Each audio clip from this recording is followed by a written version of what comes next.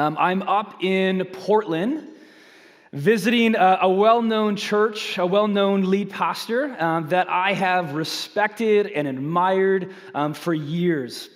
And so this was kind of a dream trip for me. If you're a pastor, you love being around people like this. And I was up there for a couple days, and I was able to spend time with him, with his staff, just learning from them, observing their culture, honestly being fed and nourished myself. And Bridgetown Church, they were gracious enough. They gave me a free, just for those couple days, studio kind of apartment to stay in while I was there visiting. And it's the second night while I'm there. And I'm high up. It's downtown Portland. I'm in this very small like studio loft, kind of high rise. It's at night, late at night, and I begin to have an anxiety attack. And I've shared this before. I've struggled with anxiety since my early 20s, and so I knew it was coming.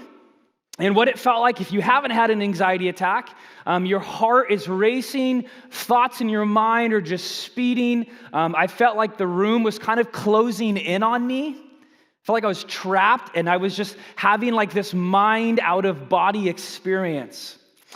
And this was my first time ever in Portland. Didn't know anybody. Wasn't like I could just call up my best friend and be like, hey, I'm having an anxiety attack, can you come help me?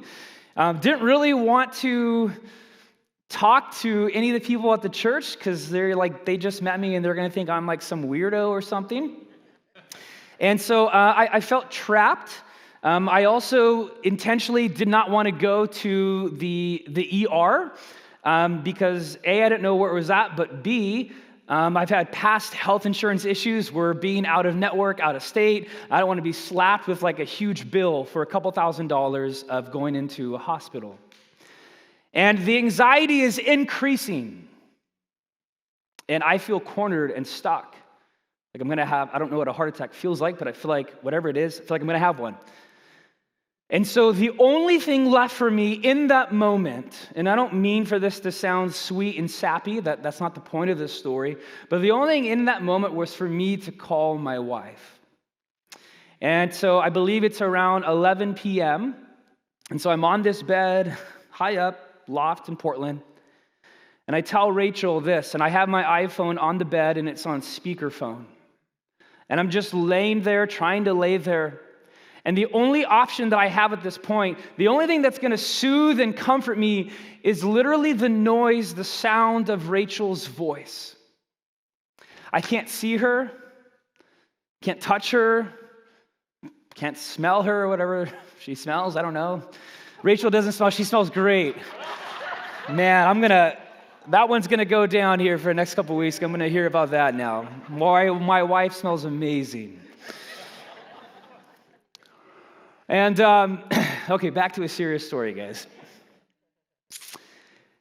And in this moment, it was just recognizing and hearing Rachel's voice that comforted me, that soothed me. It was the familiarity of it. It was the intimacy of Rachel's voice. It was her words that got me through that night, that trip, that anxiety attack until I could wake up the next day, book a Southwest flight, and go home. Literally, it was just Rachel's voice. Scientists will tell you, they've actually done studies on this, voice recognition is a powerful thing for human beings. With the way that chemicals and stuff work in our brain. Voice recognition is a powerful dynamic for human beings, and that night it was everything for me. Now this happens still today. I have a three-year-old son, Parker, and whenever I take Parker out for a walk, or if I'm in the car and I'm talking to Rachel and she's on speakerphone, Parker will immediately recognize her voice. Doesn't see her, can't touch her, can't smell her, right? We'll go back to that. And Parker immediately picks up her voice and says, "Mama, mama, mama." Right? There's immediate voice recognition. And so I woke up that next morning I think I went to sleep around 3 a.m., and I looked at my phone, and it was still on. I looked at the time of the phone call, and it said like 5-6 hours straight. Someone's voice in a healthy situation stands for intimacy and trust. Hearing the voice of someone you love can soothe you and bring you comfort. Keep that in mind. Now, fast forward, or actually go backwards to the time of Jesus. In the first century ancient world, there was a real life metaphor that was commonly used, and everyone knew about it, to describe this exact same type of real life experience. This thing of voice recognition. All throughout the Old Testament, Israel, the Jewish people that Jesus was a part of, they had this metaphor that they understood, and it was that Yahweh, the God of Israel, is their shepherd, and Israel is his flock, his sheep. And you're probably wondering, what in the world, where is this going? Shepherds, sheep, and voice recognition. Trust me, we're going to make the connection. This was embedded in Israel's life. And it actually wasn't just Israel. Even in the surrounding culture, kings understood themselves as a shepherd. And they understood their people, their empire, their nation as their flock, as their sheep. Just a common metaphor that they used. And so hundreds of years before Jesus shows up in the first century ancient world, years before, Yahweh, God, had told Israel this. He gave them a promise. I'm going to read out of Ezekiel 34. Don't worry about turning there. But Ezekiel 34 is like the complete background in order for us to understand what Jesus says in John 10 this morning, which is going to be our main passage. Here's what God tells Israel hundreds of years before Jesus, Ezekiel 34.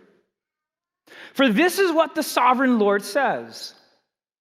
I myself will search for my sheep and look after them.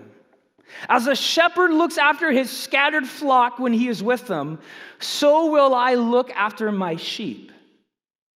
And I will rescue them from all the places where they were scattered on a day of clouds and darkness.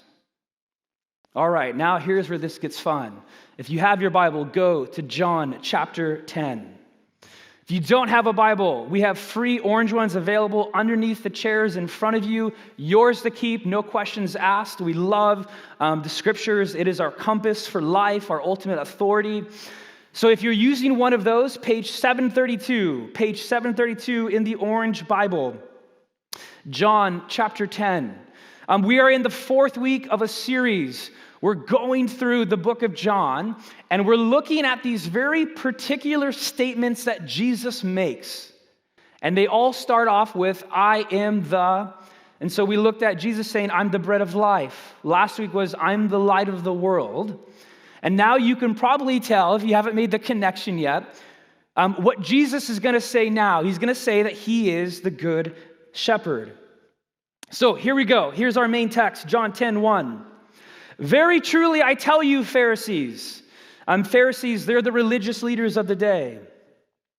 Anyone who does not enter the sheep pen by the gate, but climbs in by some other way, is a thief and a robber. And the one who enters by the gate is the shepherd of the sheep. And the gatekeeper opens the gate for him, and the sheep listen to his voice. There it is. He calls his own sheep by name, and he leads them out. What he has brought out all of his own, he goes on ahead of them, and his sheep follow him because they know his voice. But they will never follow a stranger. In fact, they will run away from him because they do not recognize a stranger's voice. Jesus used this figure of speech. I love this, but the Pharisees did not understand what he was telling them. We're like, yeah, Jesus, we don't understand what you're telling us in this either. So we're right there with them. Here's what I need us to do this morning. I need you to imagine a Palestinian village. And this is actually true of Palestinian villages literally as of today. We're going to put up a picture on the screen. voila, there is a Palestinian village. This whole thing that Jesus is talking about is still true to this day. It's utterly fascinating. Here's the scene that Jesus is painting. There would be a sheep pen or a sheep courtyard or a sheep fold, whatever you want to call it, attached to either the front or the back of someone's house. And here's a picture of one. Now, this one doesn't have it, but there would be a wall about 5 to 6 feet high, so about the top of my head. It would have jagged thorns on it. If it weren't for thorns, it would maybe be broken glass. And it was to guard the sheep because in that culture, which is agriculture was everything, sheep were very valuable and prized. And what would happen is thieves and robbers would come into these villages at night with the planned operation with a ladder, and they would climb up these walls, these fences, and then they would take the sheep and they would, I don't know if they threw them over, who knows, right? Wasn't there. But that's what they would do. Now, obviously, that's not the way into a sheep pen, into a sheep courtyard. If you belong to the sheep, if you know the sheep, if you are the shepherd, you know the way in, right? And it's not by breaking a window by the bathroom. That's not the way in. And so here's why Jesus says this, verse 2. The one who enters by the gate is the shepherd of the sheep. The gatekeeper opens the gate for him, and the sheep listen to his voice. The shepherd would approach a house, and the gatekeeper would know his name. So the shepherd wouldn't knock on the door without calling, because that would startle the family. They would want to hear the shepherd's voice and recognize him, knowing that he belongs there. This is the right person. And also, if someone knocked on the door and they said something, if it wasn't the shepherd, they would recognize, ooh, that's not the shepherd's voice. Something is off here. But if the shepherd knocked on the door and said something, immediately door opens and he's in the pen of the sheep because they would recognize his voice, how he approaches them. Jesus' point is this, and this is going to be kind of the theme of this morning, is that a shepherd knows his sheep. He belongs to them. He has access to them. He knows the right way in. And this gets to the heart of Jesus' point. Once the shepherd would get into this sheep pen, there would be tons of sheep just all over the place. And his task at that moment was to get all of these sheep out and onto the main street, the main road in the village. And this happens during the morning. Well, guess how the shepherd would get all these sheep out of the pen? He would go outside on the street. And there's various ways they did this. I'm not gifted enough to do this for you this morning, although I did think about it. They would get a flute or a pipe, or they would sing a song, a chant. They would do something with their voice, and the sheep would hear it, recognize the voice, and literally, one by one, leave the pen and meet the shepherd on this narrow, dirty, rural road. And this still happens today. You can actually just YouTube this, like sheep following their shepherd's voice.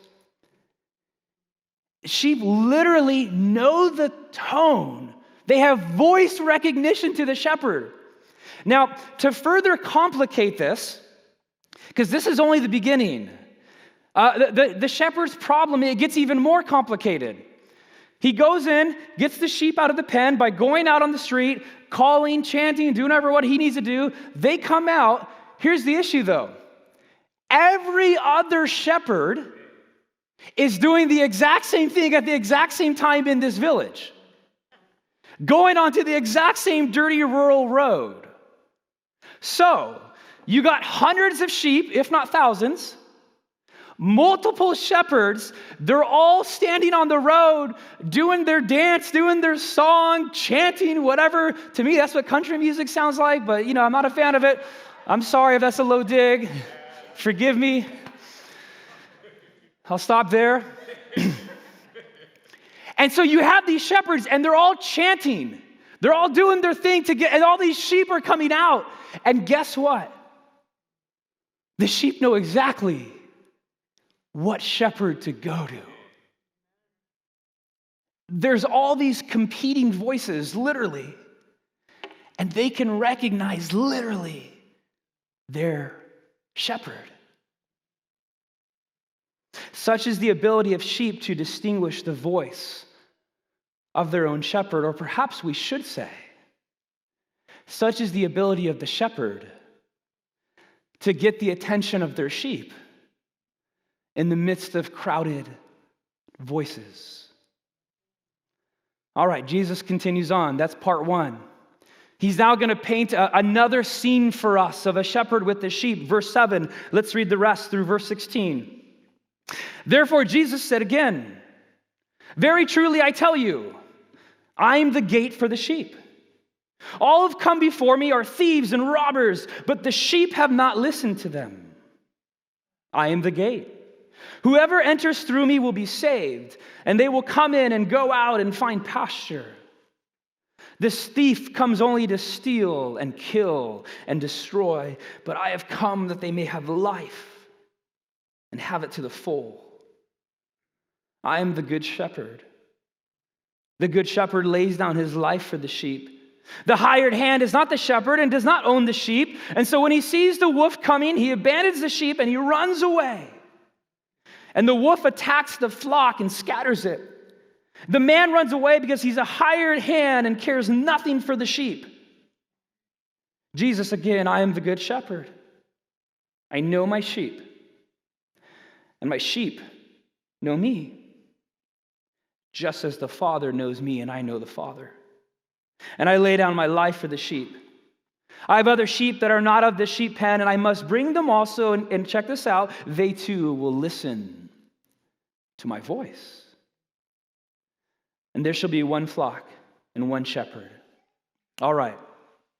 First 6 verses, Jesus is talking about the shepherd going into the pen, getting the sheep, bringing them out onto the road. We tracking? All right. Are we awake this morning? Brock, I'm feeling you, man. Can we all, I'm going to do 3, 2, 1. I just want us to shout and make some noise. Seriously, let's get this going, all right? Just make a noise. Think of you're like a shepherd. You're going to make your chanting call right now.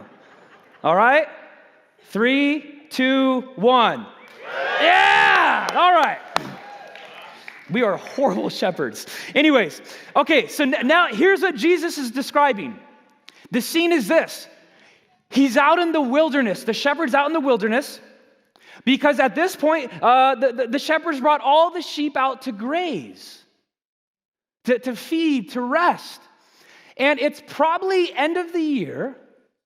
Rains haven't fallen yet. And so each day they have to go out further and further and further to get some good uneaten green grass. So they're going further and further and further away from the house where the sheep pen is because the shepherd needs to feed them.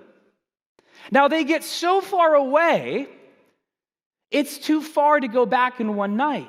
It's a long trip. And so what shepherds did is they made out of stones, like a circle with high up fences out in the middle of nowhere in the wilderness, and they would bring the sheep into them to spend the night. And it was first come, first serve. So if they're already taken, you're out of luck. Here, we'll put up a picture here. So here's literally a picture of one. Right? Stone enclosure, out in the wilderness, too far away from home. They spend the night in there. Now, what do you notice about this?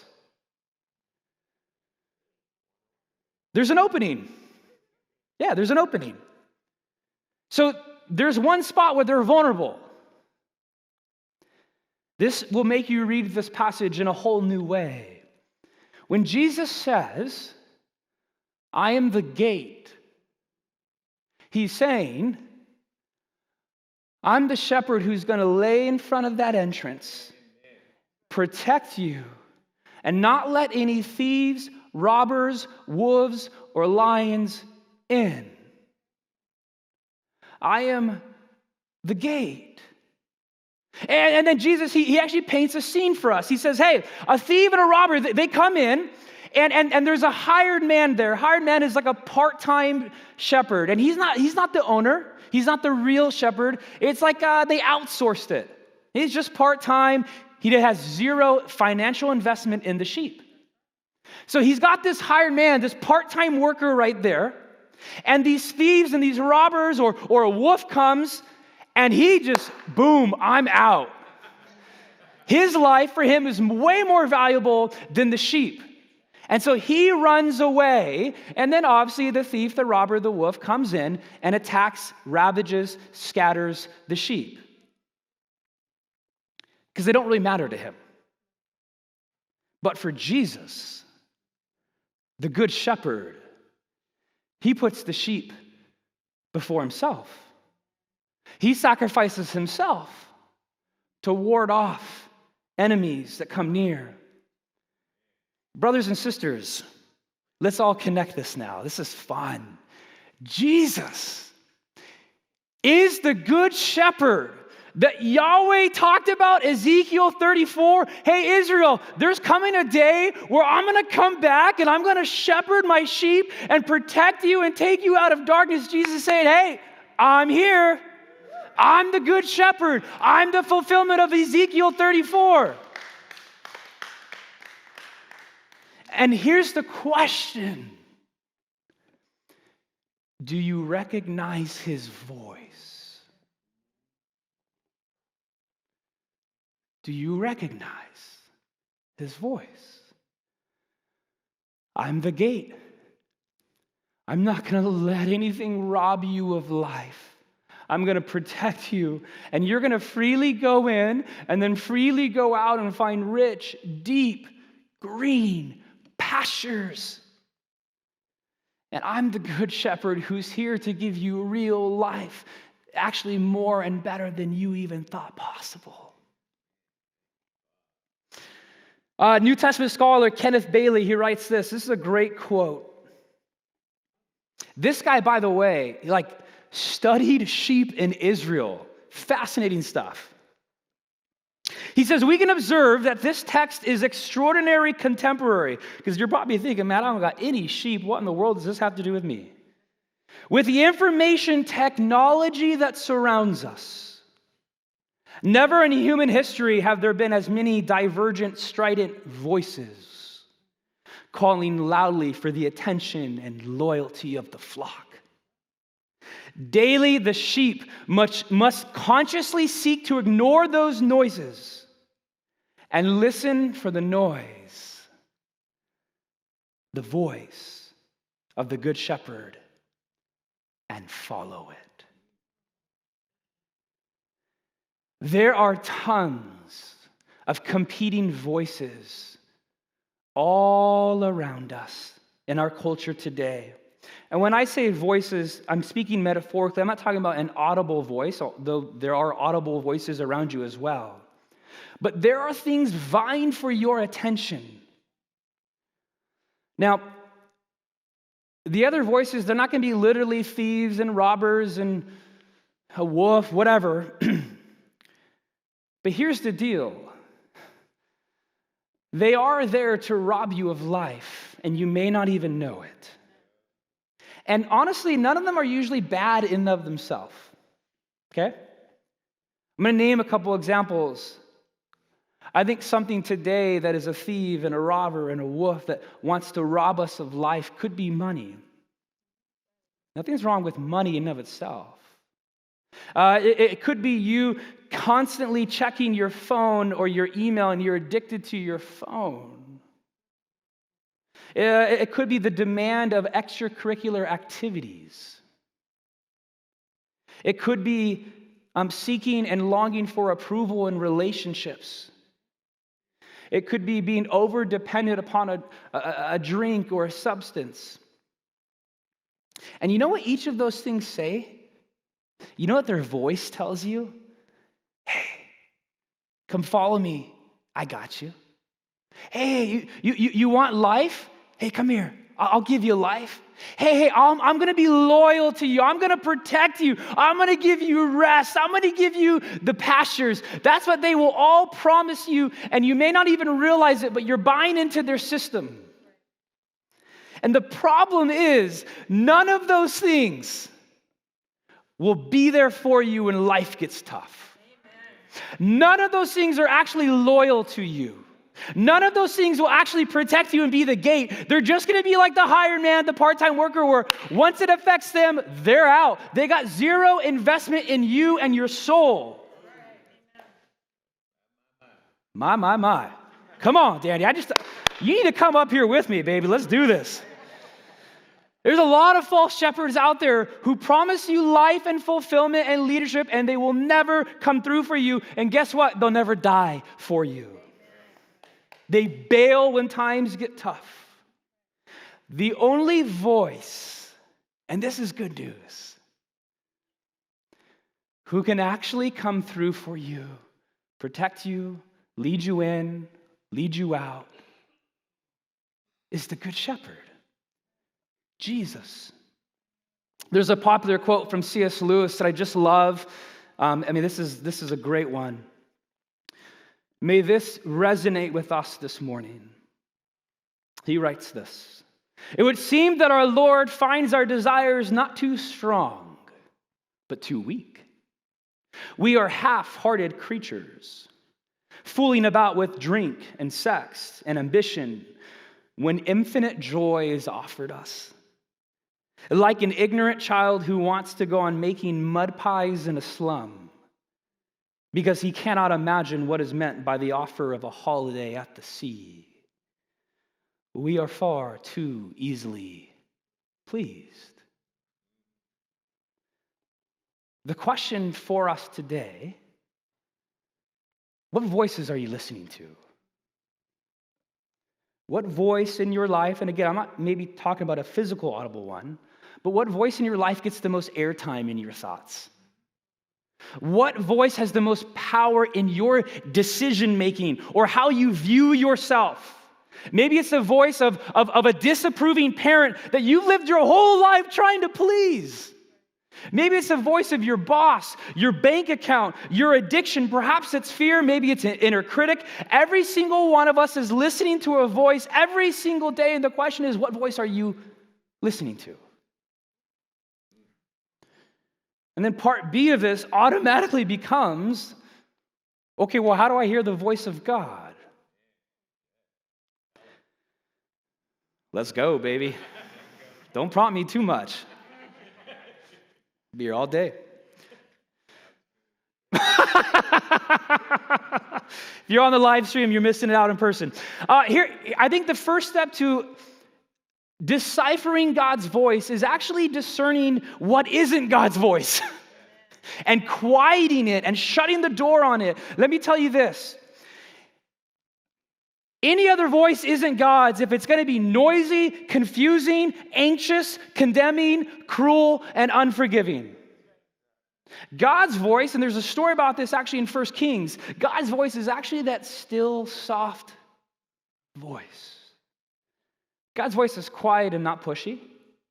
It brings peace, calm, and comfort. It brings clarity, not confusion. God's voice brings conviction, not condemnation. It's a voice of grace, of truth, of love. You know what I love about this passage? Jesus says the Good Shepherd, which is him, he calls the sheep by name. Calls them by name. I don't have this in my notes. I'm going to go a little off right now. Here's a freebie. Shepherds in that culture, and they'd have hundreds of sheep. They'd only have names for a couple of them. Right? They can't memorize all the names, and so they would have a couple, have maybe a distinct mark on its fur, and they would call it by that or whatever. Jesus is exploding this metaphor right here because he's saying, no, I actually got a name for every single one of you. He knows your name.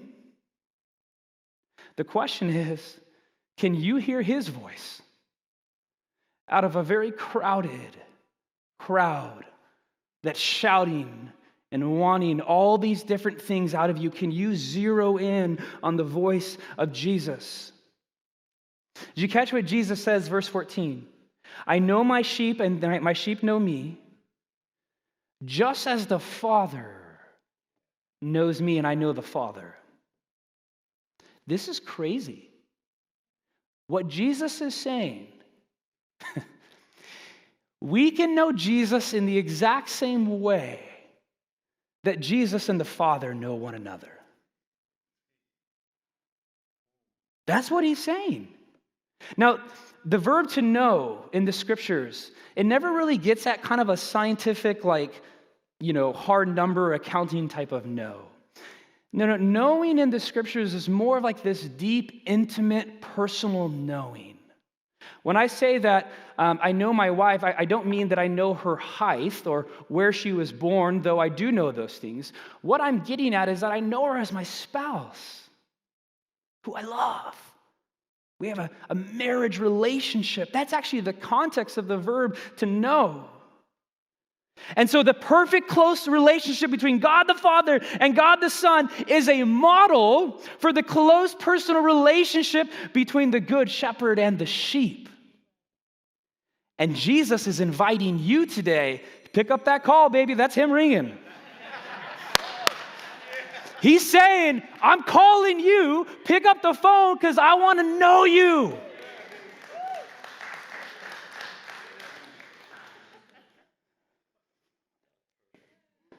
That's God, baby. Come on now. And lastly, we'll end with this. Some of you may know the Good Shepherd. I really want us to think about this one. You know him, but it's been a while since you've heard his voice. You know him. You got your theology figured out. You don't got the relationship thing figured out. And honestly, whether you're a Christian or not, I think a lot of us don't practically know the voice of God. And as time goes on, as life has gone on, all the other noises, the voices we hear has drowned out our ability to discern and recognize God's voice. And so the question becomes, well, how do you find it? It's not some 8-ball that you shake up. It's way easier and harder. It's prayer.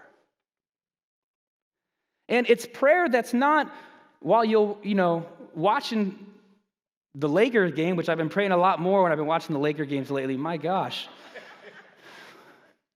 It's not while you're driving on the 91. It's not when you're having an argument with someone. It's great to pray during those times. That's fine. But it's actually in a quiet, still, small area with your phone gone, the TV off, and you just want to hear from the King of the universe. And you do that over and over and over, weeks and months and years, and you begin to recognize God's voice. It doesn't happen right away. You got to know him. You got to have a relationship with him in order to recognize his voice. When Parker was born, he didn't recognize my voice and Rachel's voice yet. It took some time. I think many of us have turned prayer into a megaphone where we just shout, and God's like, no, it's like a walkie-talkie. You need to hear me too. See, Jesus isn't here to rob you of life. He's actually here to give it back to you, and better than you can ever imagine. And he's here to protect you from all the other competing voices that are going into your life and actually are going to take life away from you. So here's what we're going to do. There's a communion packet underneath the chair in front of you, or underneath your chair, excuse me. And they're a little tricky to open. The first little tab is for the wafer. The tab underneath that is for the grape juice. And by the way, if you're here this morning and you don't know Jesus yet, and you're kind of like, what is this communion thing? There's zero pressure, zero judgment to take it. It's cool. Don't worry about it. No one's going to look at you weird. And what a beautiful passage to take communion this morning.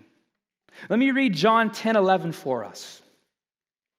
Jesus says, I'm the good shepherd, and the good shepherd lays down his life for the sheep.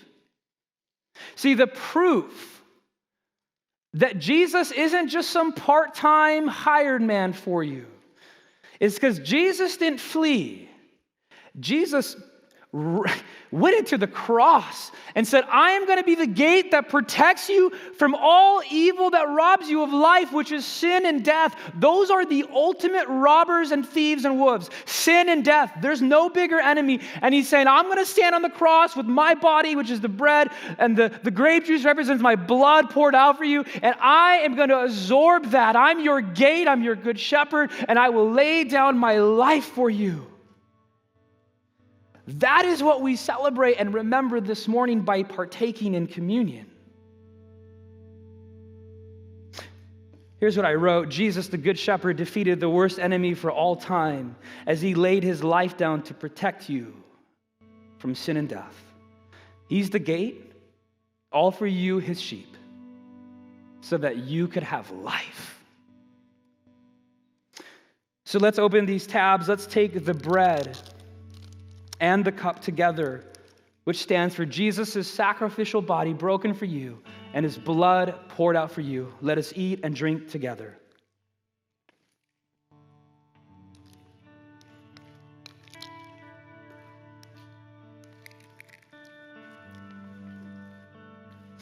We're going to head into our response time now. I don't know where this hits you. I suspect that maybe for some of you, there are competing voices in your life that are robbing you, that are keeping you from listening to the voice that brings life. What are those areas for you? Maybe you're here and you don't know Jesus yet, and you want to hear his voice. We would love to partner with you and pray for that and lead you in that. And maybe you've known Jesus your whole life, but you haven't known him intimately. You've known about him, but you haven't known him. So I'm going to invite our prayer team, shepherding elders, pastoral staff up.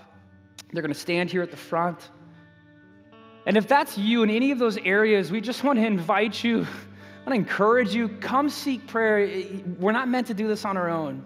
You cannot follow Jesus on your own. It's actually not the way he designed it. We want to help you hear the voice of your shepherd. And so these people, they're safe people. They'd love to pray for you in that. Let's just bow our heads real quick. We're going to sing 2 songs. Let's prepare our hearts. Holy Spirit, you are here, but we invite you into our hearts. May we listen to your voice right now. What are you telling us? What are you telling us?